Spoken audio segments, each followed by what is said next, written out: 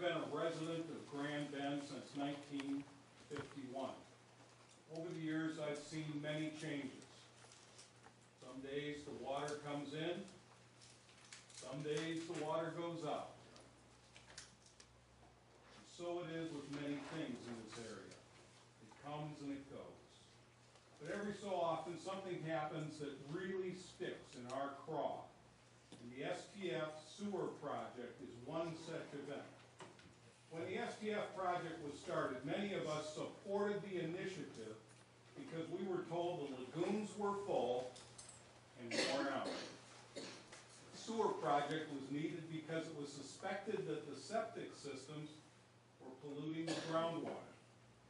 However, when the true facts were slowly revealed, that support changed to anger when it was clear these projects were being foisted on us for questionable reasons. But I'm not here to discuss the project or the information about this project that does not appear to be accurate. But I am here to ask about a series of reports that deal with a citizen of Lambton Shores who should have been honored, not vilified by council and its municipal employees.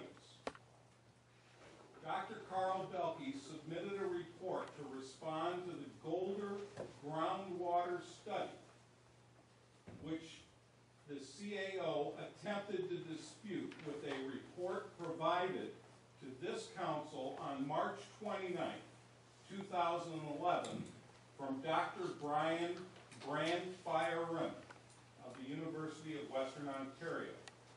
This report was extremely arrogant and biased.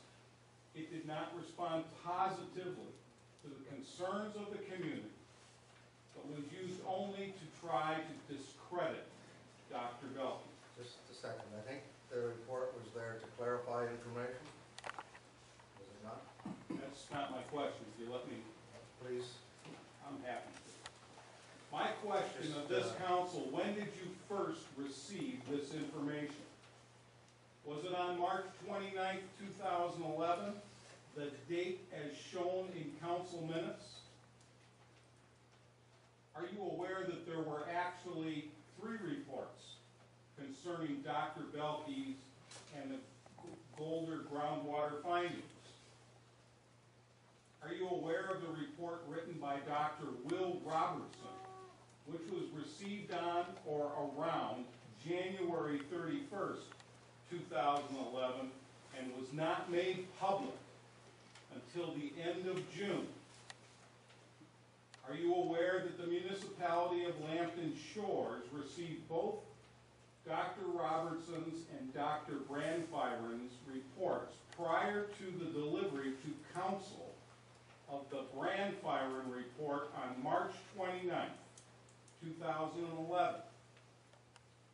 Did the CAO determine that the Brandfeiren report supported the municipal position and determined to bury the Robertson report for a period of time because it did not support the municipal position? Were you aware that there was another report done by Dr. Robinson, was also received, and it also supports Dr. Belke's findings? And lastly, how much did these 3 reports cost the municipality? I am aware that we paid Dr. Brandfeiren $650 for his report. Was there a fee for the other 2 reports? And I just want you to know that I've known Dr. Belke for 3 years, and I respect him as an unbiased citizen and honest scientist, sometimes from my position to a fault.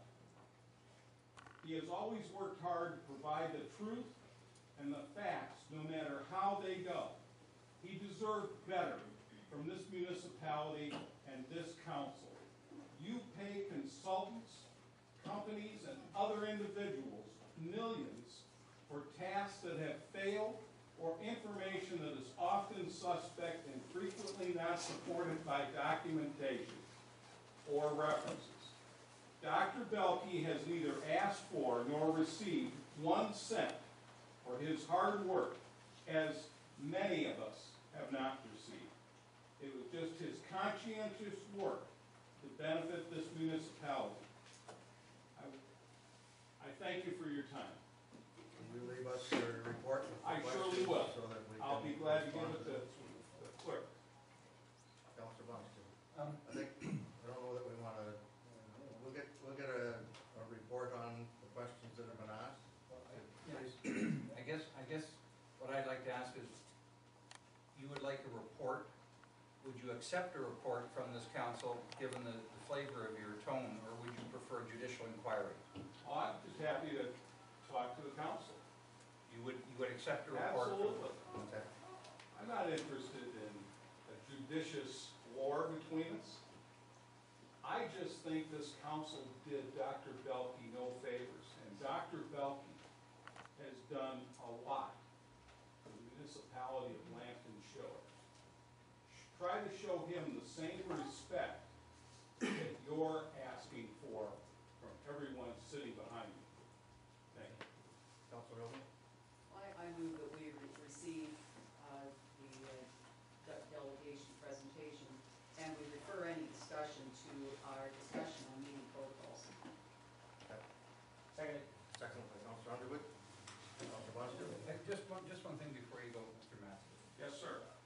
I think this council more than demonstrated its respect for Dr. Belke by appointing him the chair of the ad hoc sewer committee, and I think we demonstrated our faith in him. So By simply accepting Dr. Brandon Fyron's biased and arrogant statements against That's, Dr. Belke shows no respect, sir. Deputy Mayor Day?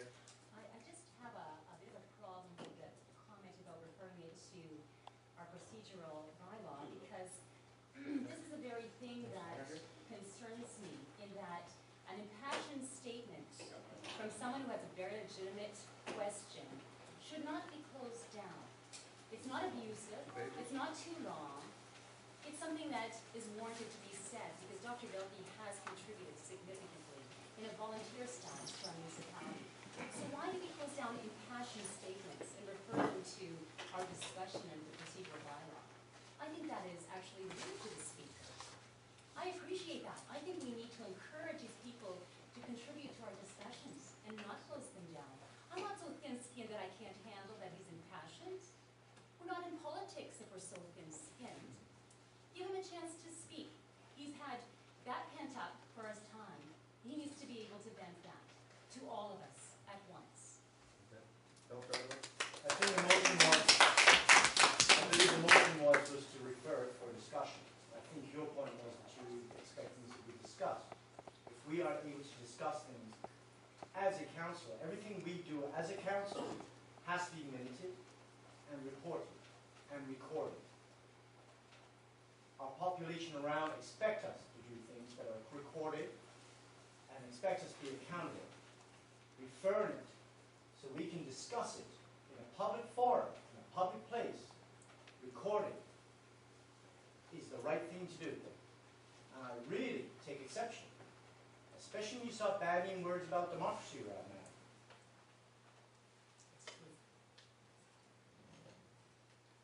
Anyone else want to speak to the motion? Go ahead. The issue is referred to the procedural bylaw. It's the presentation is the question. And that's where I take objection, because if it was just referred to staff for a discussion on the issues, that's one thing. But no, in light of our discussion a moment ago about whether we can close down public discussion because of animated impassion, That's not that is what's at question. So